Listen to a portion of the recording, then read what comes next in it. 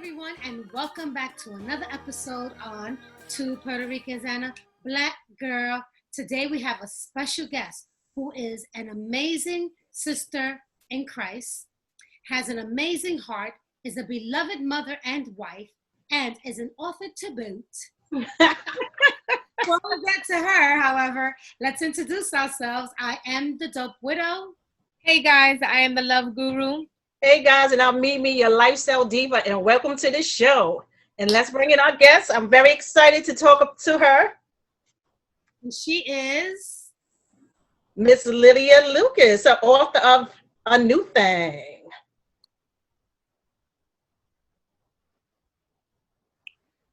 Hi, Hey, how are you? Hi. saying, You look so cute. It's been a minute. but I was saying, it's a new thing. Hey! How are you? Congratulations. Thank you. This is amazing. I love this.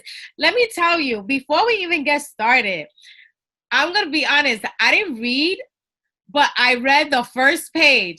Girl, I can't wait to get off this live so I could go back and read. You got me ready. You grabbed me.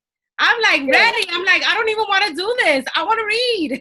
Yeah, give yourself time because it's when so you start good. reading, Lydia. you start reading, that's the I'm feedback you get. excited. You want to keep going. Oh, Yeah. I'm excited. I'm excited. I think I'm going to be up till 3 o'clock in the morning. You are, let me tell you, Lydia, that's why before we even start the interview, I wanted to tell you I have beef with you right now. Uh-oh. Because you sent me this draft and I was up all night reading it. I did not put it down. I read from chapter 1 to 3. And then yesterday I've read all the way to chapter 9. And I'm like, okay, I have to put it down because I want the people to go and buy it. And I don't want to be telling them all about the book. Yes. This is amazing. Yeah, it's really good. I'm so happy for you, Lydia. It's so funny. It's so good. Everybody has got to go get A New Thing. But I have a question. Yes. So, how did you go from being a hot messness to the woman you are now doing a new thing?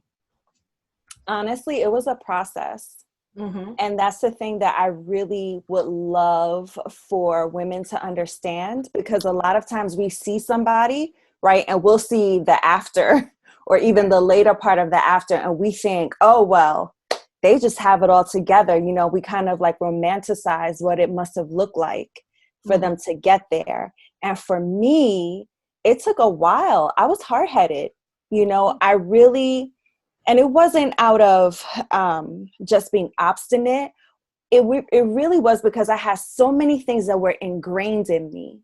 There were so many things that I'm like, no, like I have to do it this way, or I didn't want to trust to let go control of my life, because I'm like, if I give up the control, then I can't control the outcome.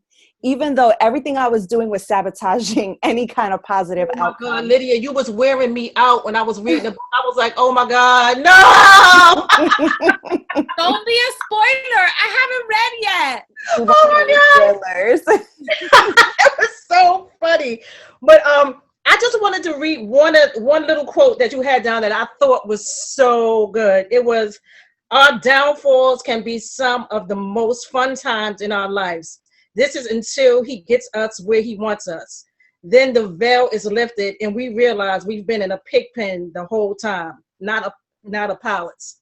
I was like, oh no, this is so true. You think that you enjoy your life and this is the man of your dreams and he's everything, and you were living in the gutter.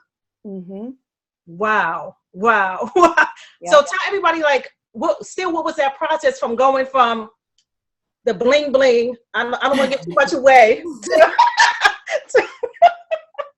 to you know where you are now? Crying on bathroom floors. Yeah. Going back and making the same mistake over and over. Loneliness, questioning whether God could really love me, right? Because that's from my story. It wasn't that I just had some self-will, I had this strong willpower, and I just moved forward and pulled myself up, and then I became an amazing woman. I had help, like I really had help from God. And it wasn't until, for me, like that was the game changer. That was the thing. And the beauty of it is that, unlike a lot of people, God didn't give up on me. Right.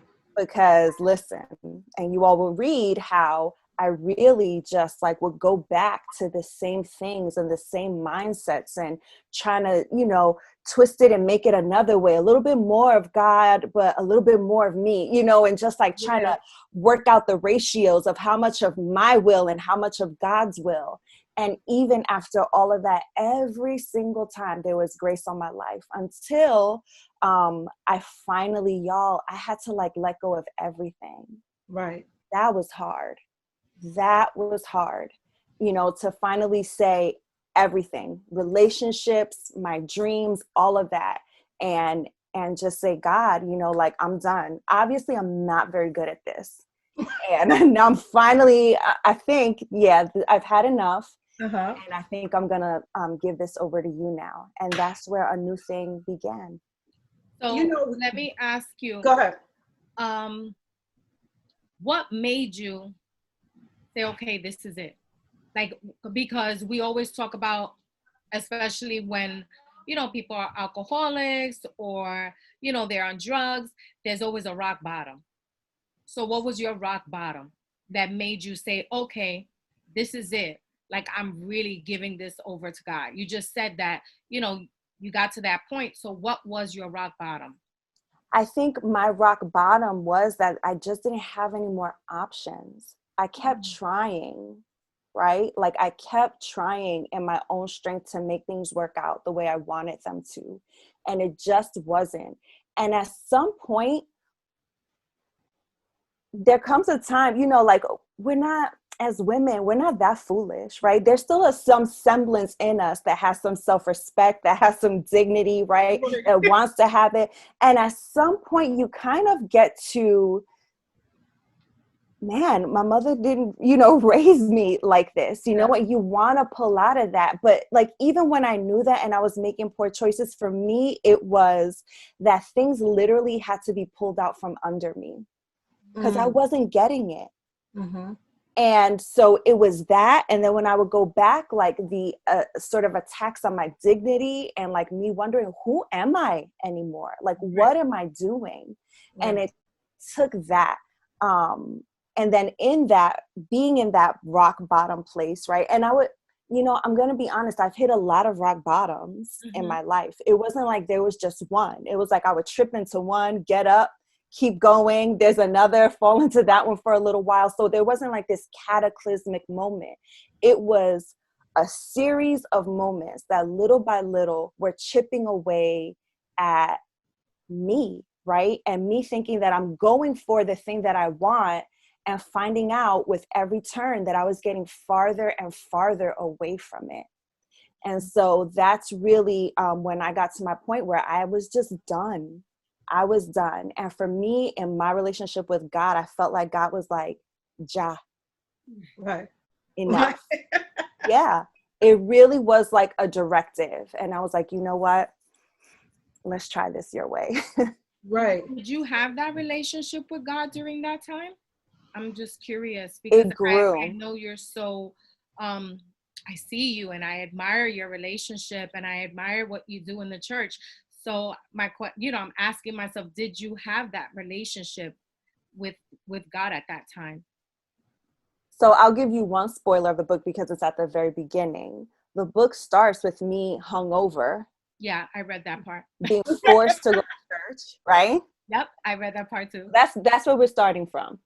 Yeah. Not a relationship with God, Okay. Not an active, like I knew who God was. I respected God. My mother was praying for me. Mm-hmm. She had other people praying for me and I knew they were because they would look at me when I would go to church. They'd probably be like, that's the one we're praying for. So like, but the relationship with God, that was the whole turning point. It was that as I kept getting more and more messy. God kept pursuing me harder and harder. And so somewhere along the line, we really truly met, where it wasn't like this God who was trying to be out to punish me. It wasn't, the God of grandparents, that stuffy old God. It was my own relationship with God. Yeah. And when I found that, everything that started to happen from there. That's what I wanted to state, that I so appreciate your transparency, because at one part you mentioned how, and let me know if it's a spoiler because then I'll stop, but how you were trying to fill, I guess, almost like fill that void with the friends, with the boyfriends, with the drinking, with the hanging out. And then one day you decided to just go to that altar and you felt so wanted. For the first time, you felt what you've been trying to look for. But after that, you were still hanging out, still doing this, still doing that. And I think that that's important, because I think that most people think that once you have that aha moment, I've found God, I've surrendered, that your life is beautiful. It's not. No. We are still walking around with these filthy rags on us, and it is a process to shed them, years before we're able to shed them. So that transparency, I think, is so important, because a lot of people are going to be able to connect. Even as Christians, years later of being a Christian, you still walk around with these burdens and not really giving everything to God. So I think that that was very important to shed light on that we're still a work in process. And when God has a plan for you, he has a plan for you. And it doesn't matter if you go around the block, around the world, you're still going to be faced with that plan that he has for you, because it is his purpose for you. Mm-hmm. So I thought that was important. Absolutely. Like, that's what this story is about. It's about redemption, right? It's about, think of someone who does the most foolish things, right? And really doesn't deserve, All the time. right? And that God is still there, and still waiting. And I just want to also say that going out dancing is not equated with not being in God's presence, because I will That's right. salsa, but it's about, and that's the thing that I was afraid of. I was afraid of, if I really give my life over to God, I will, like, everything's over. I'm gonna go put on a nun's habit and just like go somewhere and just pray and be sad for the rest of my life. Like, that's what, and I fought it.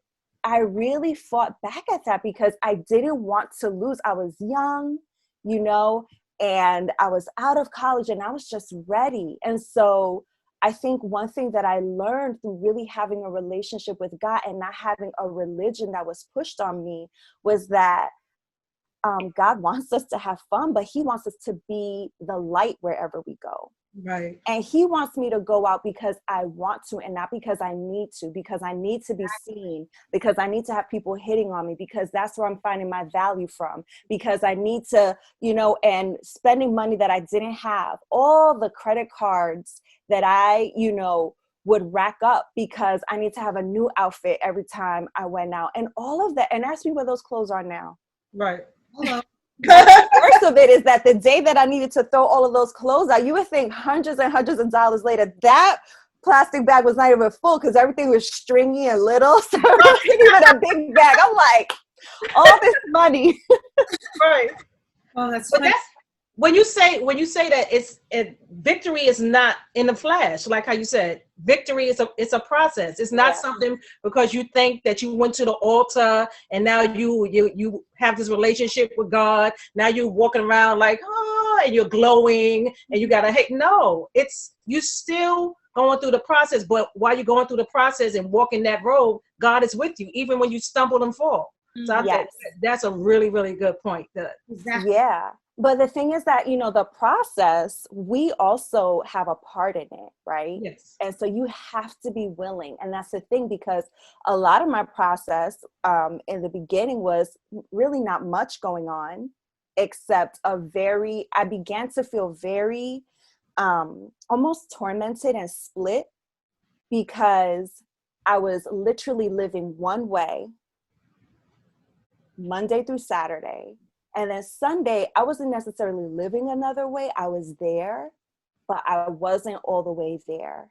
Mm-hmm. And that shame would come in. So it was like I was going out and I wasn't even having fun anymore, Right. because there was this conflict that was always happening, right? And so we don't want to live like that, because it just wasn't enjoyable either way, right? And at some point we have to choose. And when we choose, and at least we're saying, God, at least help me. I'm willing to accept your help. I'm willing to accept. Right. I'm willing to be uncomfortable, because the process is discomfort.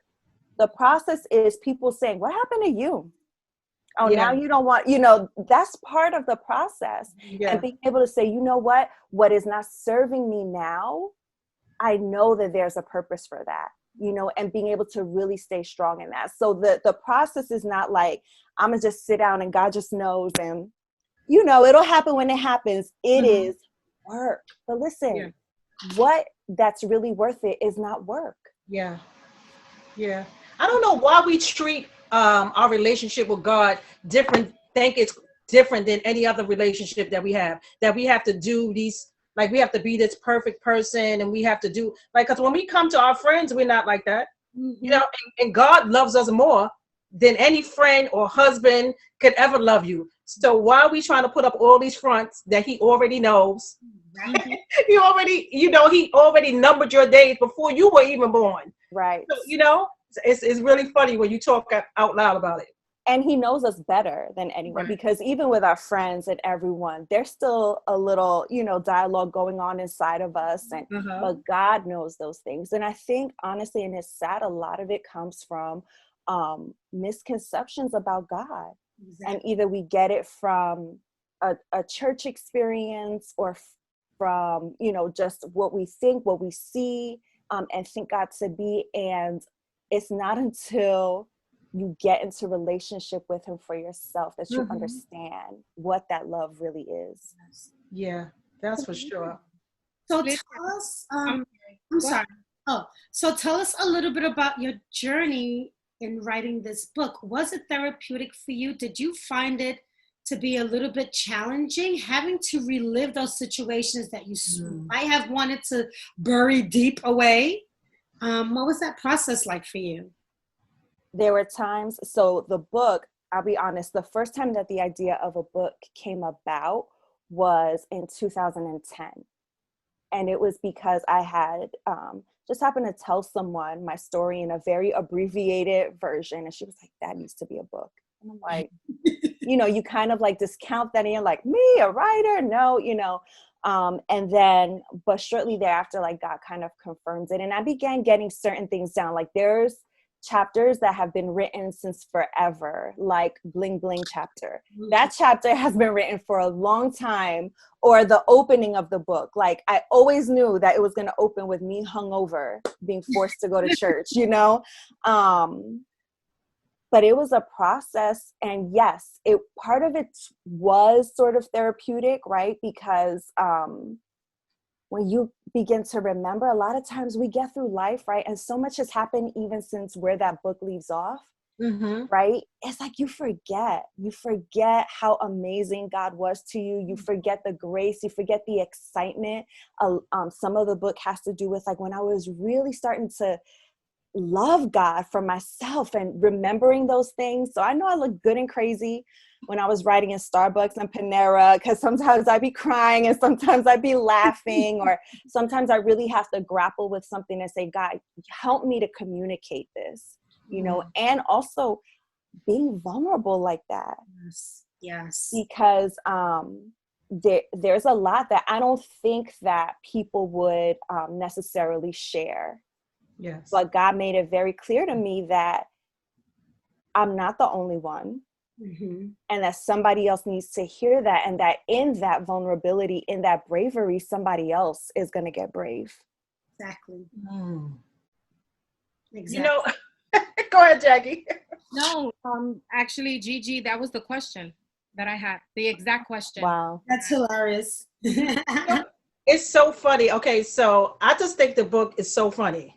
It's so funny. And it's just like, because I know you personally, it's like, I was like, oh my God, I could just picture her saying this.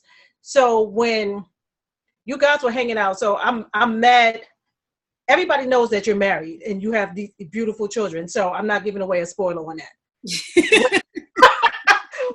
When I was so pissed off, Lydia, when he comes and dips his spoon in your ice cream. Do you remember this? I remember it all, girl. I was like, the nerve of him. And then to what happens later. You know, you really held yourself with dignity through, you know, through that whole thing. And that was because you were walking with God. Yeah, and I hadn't been walking with God for a long time at that time. I was maybe, you know, a few years of honestly being into it. You know, and that was only God. Yeah. And it was those moments, and you guys will read about this if you read the book, and how many of us as women have experienced it, where we have a decision on whether we could be really bitter and nasty, right? And people may deserve it. And that was my struggle, because I was so hurt and I wanted to be, but God just wouldn't let me. And without giving too much away, there's a point in my book, there's a few places where I really experience a heartbreak, and I go to someone for, you know, to counsel me, help me feel better, pray for me. And they were like, well, pray for that person. Who wants to hear that? I didn't. And let me tell you, I still have my journals. I did a lot of journaling, and laid it all before God, honestly. And because I really was laying it before him, there was a grace on me. Because sometimes we could try to be strong, right? Or act like something's not affecting us. And then what ends up happening is that we're repressing it so much that thing is just going to come out and be really sloppy and embarrassing. But I really had to lay everything before God and say, this is exactly how I feel, because he knew anyways. But writing it out was so helpful to me. And I do not take credit. It was God, you know, that in a lot of moments, I didn't act out. Now, that wasn't all the time. There were times where if you knew me and you would see a look on my face, you knew, but it was, you know, at the same time, I was like, Lord, you know, help me, you know, in that moment. And then sometimes I had to go home and cry. Right. You know, sometimes I just had to go home and in my safe space and cry. And that's part of the process. Amen. So before we let you go, Lydia, tell me, how does your husband feel about the book? You know, the thing to understand about it is that the book comes from an honest place of where we were, right? And so I think that I was able to be just honest, right? So even in the book, there's no taking sides. It's just, this is what happened. And we were two broken people who came together, you know, broken, and God had to do a lot. God had to do a lot in us. And so I think I'm grateful that my husband understands the importance of the story. And so when I tell you, he's been 1,000,000% supportive, 1,000,000% supportive, because it's not about trying to protect ourselves or make ourselves, we were a mess. Here you go. And some of you are a mess too, but let's talk about it. And let's talk about, you know, how we can get out of that mess. That's what's important. And that's through our testimony is how we're able to change lives. That's what it's all about, you know, reaching all nations. So I do have one more question though. What is one revelation, if you don't mind sharing, that you received from God once this book was completed? So I think I'm still getting revelation as the book is being completed. Like I was completely shocked. And the book was an act of obedience. I love it. That's really what the book was. And I remember during the process, especially when it would get hard, you know, I have kids galore, not me, but kids galore. a full-time job, all of that, finding time to write. And then of course there's like the questions and the attacks as you're writing, like, what are you doing? Why are you putting yourself, all of the things that happen whenever we're trying to do something, right? A step of faith. And I just remember God just always impressing on me, on the other side of your obedience, you will never know until you continue in this obedience, and and God has something on the other side of that obedience. And so I feel like we're there on the other side, right? December 1st, the book will completely be out, but you could pre-order it now. But like, that's going to be the other side of the obedience, and that God has something in store for that. I guess we have to wait and see. Amen. One more question. I just want to ask you, where did the title come from? A New Thing. I like it. Yes, thank you. You know, I only came up with the title, I want to say maybe like April or something like that. Like, I had already been done writing the book when there's a scripture, Isaiah 43:19, and even in 18 in the Bible, where God is saying to his people, forget the things of the past. See, I'm doing a new thing. Right now it springs up. Do you not perceive it? And that's really what the book is about. You know, like, we have a past. Many of us have a past. Many of us, like, the past is, we want now to be our past because we're just so over it, right? Right. But what God does is that he says, all of that, I'm not holding it against you. I'm not withholding blessing from you because of it. I haven't said now you're getting less. I haven't said I love you less. I haven't said anybody else is my favorite because of your past. I'm going to do a new thing. And I want you, right? It says, even now, do you perceive it? And he wants us to see that. He wants us to pay attention and see that in spite of anything and everything that we have done or had done to us, that God is a God of renewal and that he loves us so deeply. I love that. God is a God of renewal. That's like, everybody needs to let that penetrate in their hearts, that God is a God of renewal.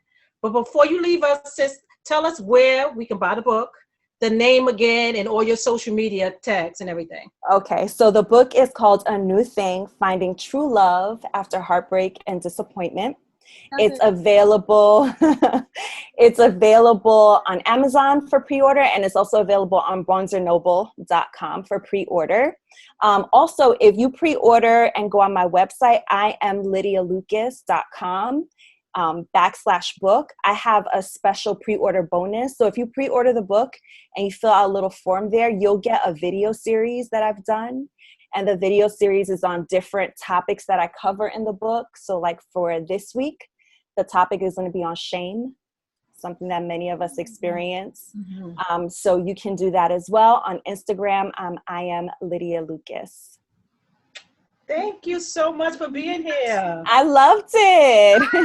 Awesome. Yeah, this is so personal to, for me, to see you making this accomplishment right now, because I remember, going to your weighted Excel parties, like your mother used to say. Yes. And now you're here, this author is great. So God is blessing you. I'm glad you were here. Thank you guys for having me. And I hope you enjoy the book. Let me know what you think. I can't wait for y'all to read it. I told you I'm only on the first page, girl, and I cannot wait to read more. Yes. Thank you. Thank you, girlie. All right, guys. Bye-bye. Bye. That's it for Two Puerto Ricans and a Black Girl. See you next time.